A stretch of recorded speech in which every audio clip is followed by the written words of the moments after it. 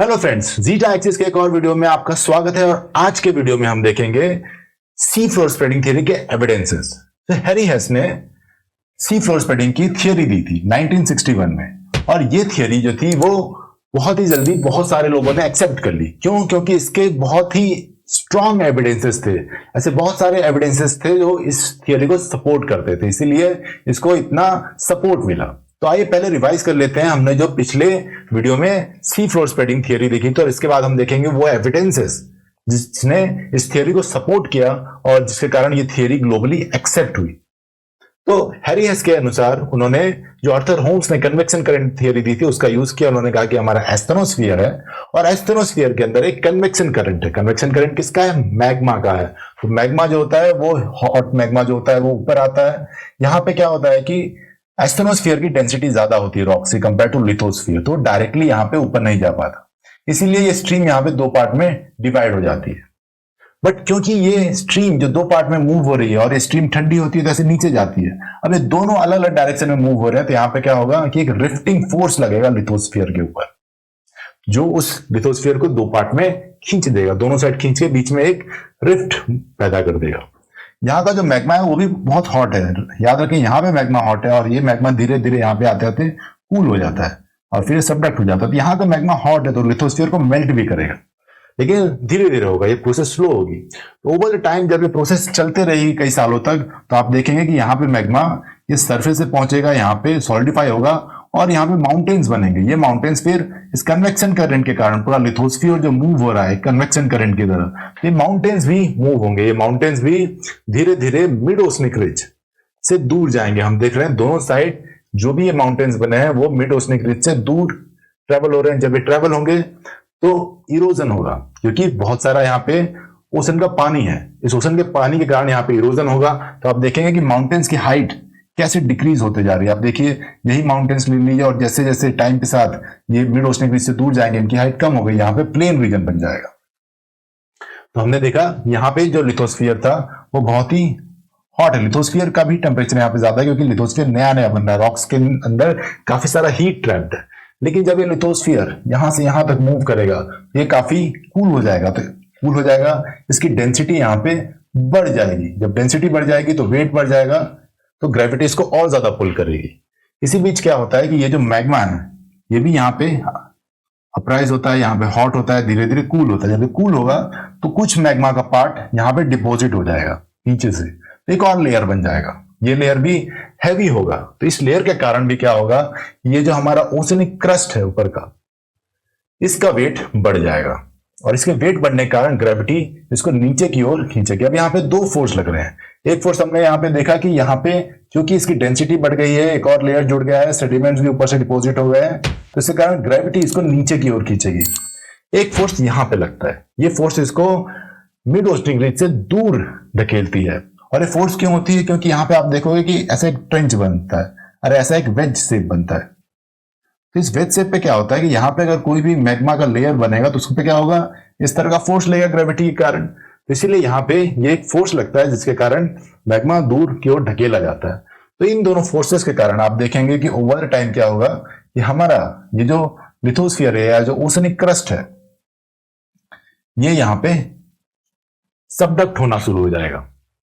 और जब ये सबडक्ट होना शुरू हो जाएगा तो यहाँ पे क्या बनेगा, ट्रेंच। तो आप देख सकते हैं यहाँ पे भी ट्रेंच है, यहाँ पे भी ट्रेंच है, और धीरे धीरे ये जो लेयर है पूरा का पूरा ये सबडक्ट हो जाएगा और फिर मेल्ट हो जाएगा। और मेल्ट होने के बाद वापस इससे ऊपर आएगा, यहाँ पे फिर से ओशनिक क्रस्ट बनेगा और फिर से ओशनिक क्रस्ट डिस्ट्रॉय होगा। तो आप यहाँ पे ये पूरा का पूरा साइकिल देख सकते हैं, कैसे यहाँ पे ओशनिक क्रस्ट बन रहा है, कैसे यहाँ पे ट्रेंच में डिस्ट्रॉय हो रहा है। और यही हैरी हेस की थियरी थी।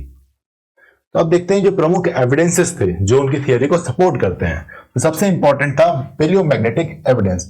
पेलियो मतलब होता है पुराना और मैग्नेटिक मतलब हमारा जो मैग्नेटिक पोल है अर्थ का, जो मैग्नेटिक नॉर्थ पोल और साउथ पोल है, तो उसकी हिस्ट्री जो होती है वो हमें रॉक्स के अंदर मिलती है। रॉक्स में मैग्नेटिक एलिमेंट्स होते हैं, तो जब रॉक सॉलिडिफाई होता है तो वो उस समय की मैग्नेटिक नॉर्थ पोल की पोजीशन स्टोर कर लेता है, वो उसको लॉक कर लेता है मैग्नेटिक एलिमेंट्स को। तो उसकी स्टडी से हमें काफी ऐसे एविडेंसेस मिलते हैं जो सपोर्ट करते हैं सी फ्लोर स्प्रेडिंग थियरी को। Similarly age of oceanic crust rocks, तो जो ओशनिक क्रस्ट के जो रॉक्स हैं इनका एज पढ़ के भी हमें एक पैटर्न मिलता है, जो कि एक बहुत बड़ा प्रूफ है सी फ्लोर स्प्रेडिंग थियरी को सपोर्ट करने के। ये दोनों मोस्ट इंपॉर्टेंट प्रूफ थे जिन्होंने सी फ्लोर स्प्रेडिंग थियरी को सपोर्ट किया। उसके बाद में आए ग्रेविटेशनल एनोमली की स्टडी। ग्रेविटेशनल एनोमली मतलब कि हम लोग जो अर्थ का जो मॉडल है उससे ग्रेविटी कैलकुलेट करेंगे तो आपको लगेगा कि यहां पे इतनी ग्रेविटी होनी चाहिए, लेकिन जब आप वहां पे मेजर करोगे तो ग्रेविटी जो होती है उससे कम या ज्यादा होती है, तो उसी वैल्यू को ग्रेविटेशनल एनोमली कहा जाता है। तो जब अर्थ की पूरी ग्रेविटेशनल एनोमली की स्टडी की गई तो उससे भी कई ऐसे तथ्य सामने आए जो सी फ्लोर स्प्रेडिंग को सपोर्ट करते हैं। और फिर ओशनिक फ्लोर हीट फ्लो में, हीट फ्लो क्या होता है? हीट फ्लो क्या होता है कि हमारा जो अर्थ है वो कंटिन्यूअसली हीट रिलीज करता है, और ये हीट सबसे ज्यादा रिलीज होती है मिड ओशनिक रिज पे। तो ये मैप भी एक एविडेंस था सी फ्लोर स्प्रेडिंग थियरी के लिए। तो देखते हैं कैसे। तो हमने जैसे देखा कि हमारा जो मैग्नेटिक नॉर्थ पोल है, ये हमारा मैग्नेटिक नॉर्थ पोल है और ये हमारा जियोग्राफिकल नॉर्थ पोल है। ये जो पोल दिखा रहा है, जो लाइन दिखा रही है। तो हिस्टोरिकली क्या हुआ है कि हमारा जो नॉर्थ और साउथ मैग्नेटिक पोल है वो दोनों की पोजीशन चेंज होते रहती है। कभी मैग्नेटिक नॉर्थ पोल यहां होता है, कभी मैग्नेटिक नॉर्थ पोल यहां पे होता है। ये दोनों की पोजीशन चेंज होते रहती है। तो ये पोजीशन जो होती है ये हमारे जो रॉक्स होते हैं, जो मोल्टन रॉक्स होते हैं, उसके अंदर रिकॉर्ड हो जाती है। कैसे? तो आइए देखते हैं। जैसे ये मैग्मा है, ये मैग्मा ऊपर आया सरफेस पे, और ये मैग्मा बहुत ही गहराई से आता है, बहुत ही डीप इनसाइड द अर्थ से आता है।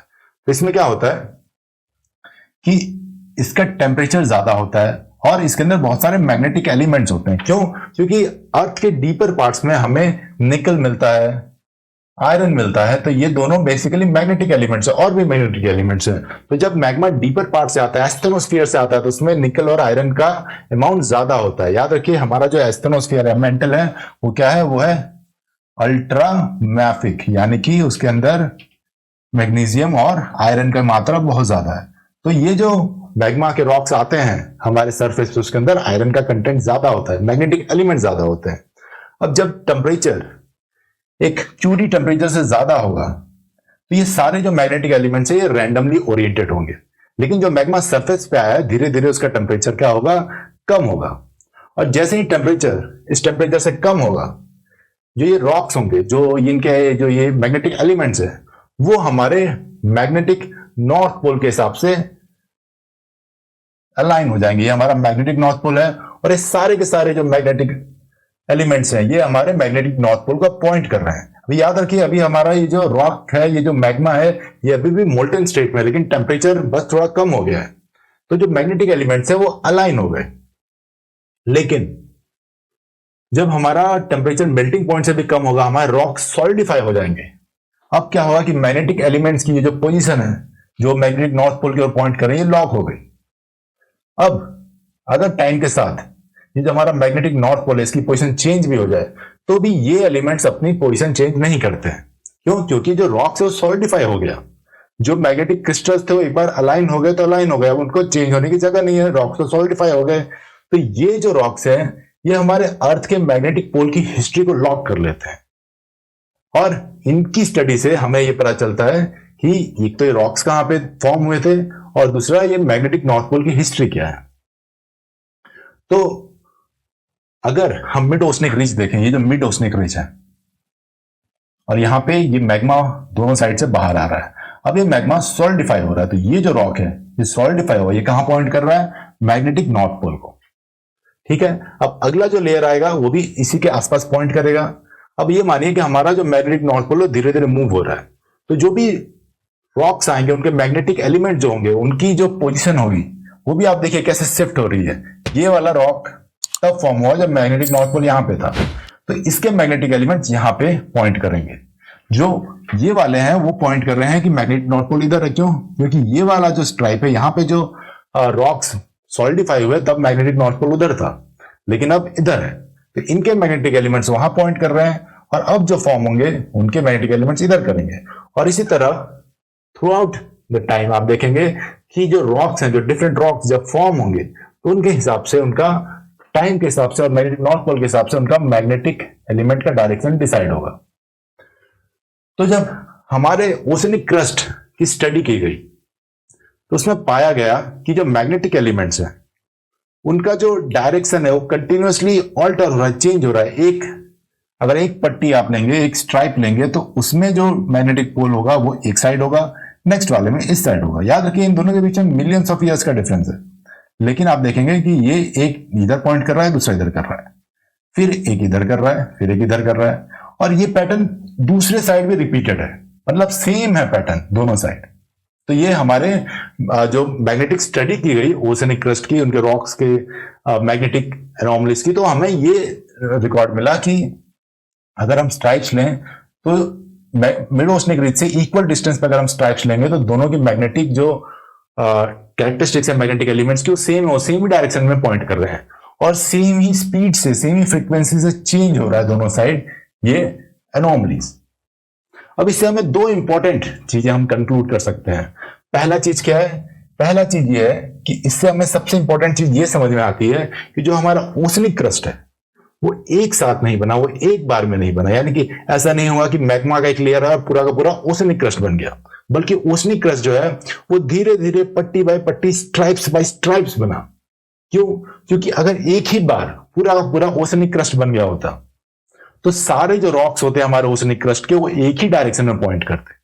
लेकिन यहां पे हमारी स्टडी ने क्या दिखाया कि कुछ रॉक्स इधर पॉइंट कर रहे हैं, फिर थोड़ा आगे जाने पर रॉक्स इधर पॉइंट कर रहे हैं, फिर रॉक्स इधर पॉइंट कर रहे हैं। तो इसका बहुत साफ मतलब है कि जो हमारा जो मिड ओशनिक, हमारा जो ओशनिक क्रस्ट है वो एक बार में नहीं बना, बल्कि वो धीरे धीरे एक एक स्ट्राइप बाय स्ट्राइप बना है। और दोनों साइड की जो स्ट्राइप्स है उनकी एज सेम है, यानी कि ये दोनों स्ट्राइप्स, अगर ये स्ट्राइप लें और ये स्ट्राइप लें, ये दोनों एक ही जगह बने थे एक ही टाइम पे। सिमिलरली अगर हम ये स्ट्राइप ले लें और ये स्ट्राइप ले लें जो इक्वल डिस्टेंस पे मिड ओशनिक रिज के, तो वो दोनों भी एक ही साथ बने होंगे मिड ओशनिक रिज पे। क्यों? क्योंकि उनकी एलिमेंट्स में सिमिलरिटी बहुत ज्यादा है। तो इससे हमें ये समझ में आया कि ये दोनों के साइड के जो रॉक्स थे, जो स्ट्राइप्स हैं, ये दोनों स्ट्राइप्स एक साथ बने थे मिड ओशनिक रिज पे, और जो हमारा ओशनिक क्रस्ट है वो एक बार में नहीं बना, वो स्ट्राइप्स बाय स्ट्राइप बना।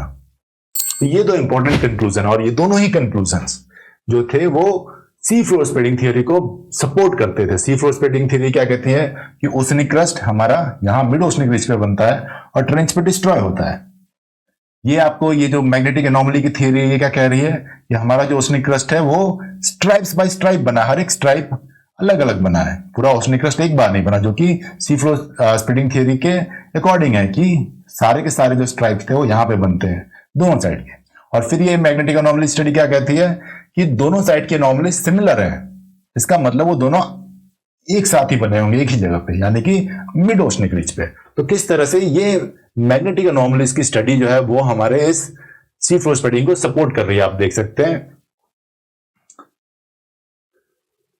तो हम अगर इस मिड ओशनिक रिज से दूर जाएं दोनों साइड, तो हमें जो रॉक्स के लेयर मिलेंगे उनका मैग्नेटिक प्रॉपर्टी सिमिलर होगा। तो इसका मतलब ये हुआ कि ये दोनों भी एक ही साथ क्रिएट होंगे यहां पे, और फिर टाइम के साथ धीरे धीरे ये दोनों अलग हो गए होंगे। ठीक है। अब नेक्स्ट जो इंपॉर्टेंट एविडेंस था वो एज ऑफ ओशनिक क्रस्ट था। तो जब हमारे ओशनिक क्रस्ट के रॉक्स की स्टडी की गई, उनका एज डिटरमाइन किया गया, तो उससे पता चला कि जो रॉक्स हमारे मिड ओशनिक रिज पे हैं वो क्या है, वो बहुत यंग है, 0 मिलियन ईयर्स। लेकिन जैसे जैसे आप दोनों साइड दूर जाओगे आप देखोगे जो एज है वो एक ही स्पीड से बढ़ रहा है दोनों ही साइड। यानी कि अगर यहां का जो रॉक है ये 10 मिलियन ईयर्स ओल्ड है, तो ये वाला जो रॉक होगा वो भी 10 मिलियन ईयर्स होगा। तो एज जो है वो दोनों साइड इक्वली बढ़ रही है। तो हम अगर ओशनिक क्रस्ट देखें तो ये हमारा मिड ओशनिक रिज है जहां पे रॉक्स एकदम यंग है, 0 मिलियन ईयर्स। और जैसे ही आप दूर जाना स्टार्ट करेंगे दोनों साइड आपको मिलेगा कि सेम डिस्टेंस के साथ एज वेरी हो रहा है। अब ये थियरी भी हमारे सी फ्लोर स्प्रेडिंग थियरी को सपोर्ट करती है। कैसे? पहला कि जो ओशनिक क्रस्ट है वो हमारा मिड ओशनिक रिज पे बना है। क्यों? क्योंकि यहाँ के रॉक्स यंगेस्ट हैं और रॉक्स की एज धीरे धीरे बढ़ रही है, और क्योंकि हर एक रॉक्स की एज अलग है, ये एविडेंस है इस बात का कि सारा का सारा ओशनिक क्रस्ट एक बार में नहीं बना, बल्कि स्ट्राइप बाय स्ट्राइप बना है, लेयर बाय लेयर। ये एक लेयर बना, फिर एक लेयर बना, फिर एक लेयर बना, तो ये सारे लेयर्स अलग अलग बने। क्यों? क्योंकि सबकी एज अलग है, और क्योंकि दोनों साइड इक्वल डिस्टेंस पर रॉक्स की एज सेम है, तो इसका मतलब ये दोनों रॉक्स भी पहले यहां पे थे, एक साथ उनका फॉर्मेशन हुआ और फिर वो धीरे धीरे अलग हो गए। तो तो ये स्टडी भी हमारे सी फ्लोर स्प्रेडिंग थियरी जो हेस्ट ने दी थी उसको काफी सपोर्ट करती है। और जब मैप बनाया गया ओशनिक क्रस्ट के रॉक्स की एज का, तो आप देख सकते हैं कि ये जो रेड कलर है ये यंगेस्ट रॉक्स हैं। यहाँ पे आप देखेंगे 0 मिलियन ईयर्स, ठीक है। और जैसे जैसे आप जाएंगे इधर तो आपको मिलेंगे कि रॉक्स की एज बढ़ रही है। तो हम जैसे जैसे मिड ओशनिक रिज से दूर जाएंगे हमको मिलता है कि रॉक्स की एज बढ़ रही है। और ये जो फैक्ट है ये सारे ओशंस के लिए सही है, मतलब ये सिर्फ अटलांटिक ओशन के लिए नहीं है। हमारा इंडियन ओशन में भी देखेंगे तो मिड ओशनिक रिज यहाँ पे है, यहाँ पे एज सबसे कम है रॉक्स की एज। आप जैसे दूर जाएंगे वैसे ही बढ़ते जाएगी। और एक और इंपॉर्टेंट चीज था, हमारा जो ओशनिक क्रस्ट के जो रॉक्स थे उनकी एज मैक्सिमम 300 मिलियन ईयर्स में थी। जो नॉर्मल एज है वो लगभग 200 मिलियन ईयर्स के आसपास है। तो नॉर्मल एज क्या है? 200 million years old rocks rarely कहीं मिलते हैं, 200 से 220 से ज्यादा।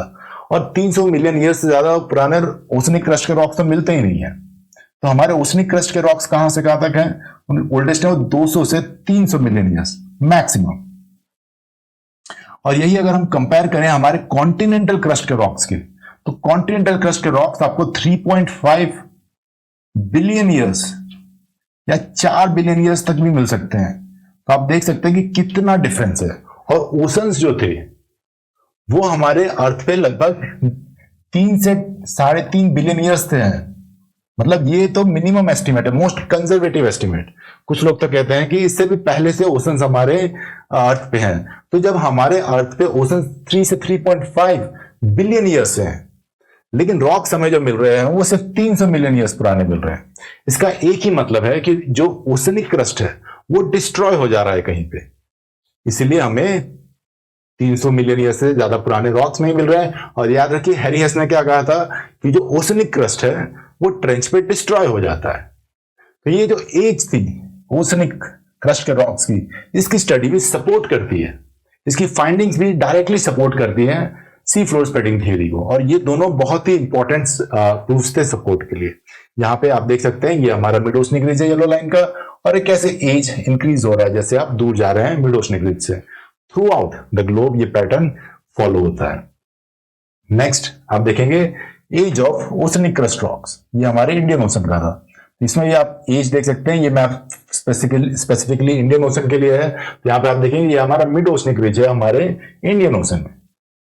यहाँ पे आप देखेंगे यहाँ पे हमारा लक्षद्वीप है, यहाँ पे मालदीव्स है, और ये उसके बाद नीचे यहाँ पे आपको मिलेगा मेडागास्कर और ये रियूनियन आइलैंड्स के बीच में हमारा इंडियन ओशन का ये मिड ओशनिक रिज।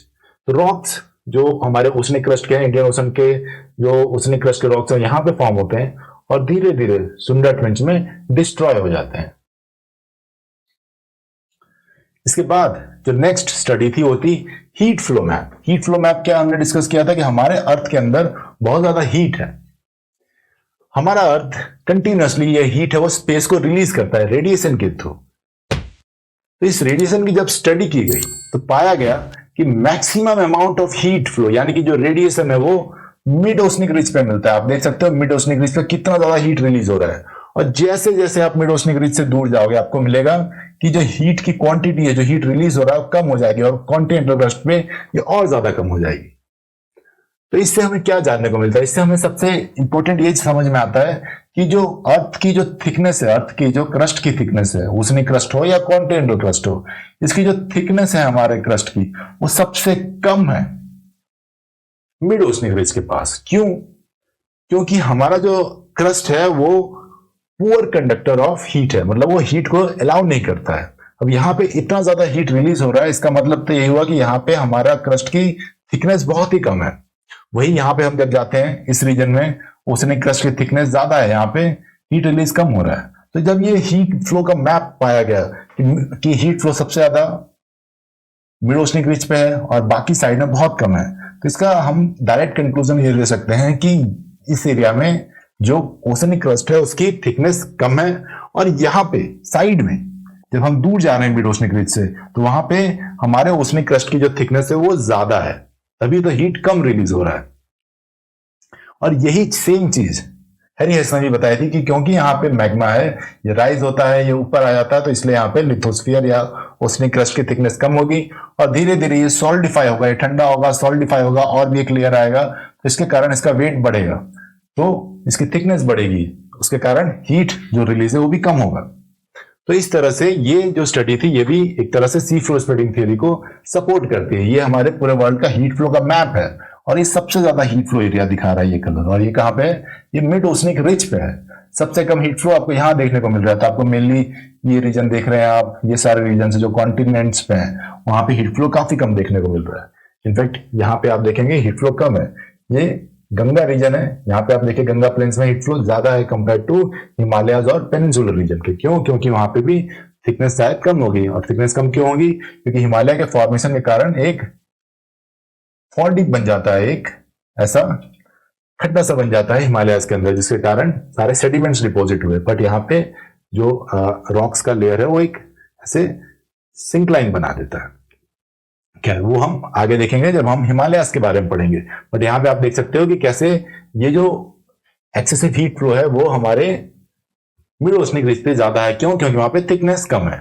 इसके बाद हम देखेंगे ग्रेविटेशनल एनोमलीज की एक स्टडी की गई। ग्रेविटेशनल एनोमली की स्टडी क्या होती है? ये एक एक्सपेक्टेड ग्रेविटी होता है। आप एक्सपेक्ट करते हो कि इस रीजन में इतनी ग्रेविटी होगी, तो हम इसको ग्रेविटी बना दिया कि ये हमारी इतनी एक्सपेक्टेड ग्रेविटी है जो हमने एक मॉडल से कैलकुलेट किया। अब जब हम यहाँ पे ग्रेविटी एक्चुअली मेजर करेंगे तो हमें मिलेगा कि ग्रेविटी जो है वो एक्चुअल में कांस्टेंट नहीं है, उसकी तो अमाउंट वेरी हो रही है काफी। जो ग्रेविटी है वो मिड ओशनिक रिज पे नॉर्मल है, वो ट्रेंचेस के पास काफी कम हो जाती है। आप देख सकते हो कि हमारे एक्सपेक्टेड ग्रेविटी से कितनी कम है और फिर कॉन्टिनेंटल क्रस्ट पे वापस बहुत बढ़ जाती है। अब ग्रेविटी किस पे डिपेंड करती है? ग्रेविटी डिपेंड करती है मास पे। तो यहां पे आप देखिएगा कि यहाँ पे एस्ट्रोनोस्फीयर यहां तक पहुंचा हुआ है, ठीक है, और फिर यहाँ पे हमारा ओशनिक क्रस्ट है, तो इसलिए यहाँ पे ग्रेविटी नॉर्मल है। जैसे जैसे आप यहाँ पे जाओगे, ट्रेंच की ओर जाओगे, आप क्या देख रहे हो कि हमारा ओशनिक क्रस्ट मोटा होते जा रहा है, एस्ट्रोनोस्फीयर काफी नीचे तक है। अब एस्ट्रोनोस्फीयर के रॉक्स ज्यादा डेंस होते हैं ओशनिक क्रस्ट से। ये तो हमने पहले भी पढ़ा है कि एस्ट्रोनोस्फीयर ज्यादा डेंस है ओशनिक क्रस्ट। यहाँ पे आप देखोगे कि ये एस्ट्रोनोस्फीयर का लेयर यहीं तक है, इतना मोटा ओशनिक क्रस्ट है। तो यहाँ पे टोटल जो कॉलम अगर आप देखो ऊपर से नीचे तक, तो उसमें स्लाइट डिक्रीज हो जाता है रॉक्स के वेट का। इसीलिए यहाँ पे आप देखोगे ग्रेविटी कम होती है ट्रेंच पे, फिर वापस यहाँ पे आप देखोगे कि बढ़ रही है। क्यों? क्योंकि यहाँ पे फिर एस्ट्रोनोस्फीयर अपने लेवल पे है, यहाँ पे फिर से बहुत मोटा लेयर है कॉन्टिनेंटल क्रस्ट का। तो इन सब रीजन के कारण क्या होता है कि gravity field mid oceanic ridge पे नॉर्मल होती है, ट्रेंच पे डिक्रीज होती है और फिर वापस इंक्रीज होती है। और यही हमें ग्रेविटेशनल एनोमली मैप में भी देखने को मिलता है। यहाँ पे आप देख सकते हो कि ये हमारा मिड ओशनिक रिज है, यहाँ पे भी हमारा मिड ओशनिक रिज है, यहाँ पे भी हमारा मिड ओशनिक रिज है। तो यहाँ पे ग्रेविटी नॉर्मल है। और जैसे ही आप यहाँ से दूर जाओगे ट्रेंच के पास, तो ये धीरे धीरे क्या होगा कि धीरे धीरे ग्रेविटेशनल एनोमली बढ़ते जाएगी, मतलब ग्रेविटी जो इफेक्टिव ग्रेविटी है वहां कम होती जाएगी। तो ये पैटर्न भी दिखलाता है कि कितना स्ट्रेच है, कहां पे हमारा क्रस्ट मोटा है, कहां पे क्रस्ट पतला है और कहां पे किस रॉक की प्रॉपर्टीज हैं। तो ये भी एक तरह से सी फ्लोर स्प्रेडिंग थ्योरी को सपोर्ट करती है। एक बात और है कि हमें सारे समुद्रों में मिड ओशनिक रिज देखने को मिलता है। तो ये भी एक एविडेंस है कि सारे के सारे ओशंस में क्योंकि मिड ओशनिक रिज है और एज और मैग्नेटिक एनोमलीज सारे ओशन में मैच करते हैं, तो global distribution of mid oceanic ridge भी एक सपोर्ट है हेस की सी फ्लोर स्प्रेडिंग थ्योरी का। तो यही सारे एविडेंसेस थे जो हमें डिस्कस करने थे, जिसके कारण जो हेस की जो ये थियोरी थी उसको इतना एक्सेप्टेंस मिला। अगर आपको ये वीडियो अच्छा लगा हो तो सब्सक्राइब जरूर करें और अपने दोस्तों से शेयर भी करें। Thank you for watching the video.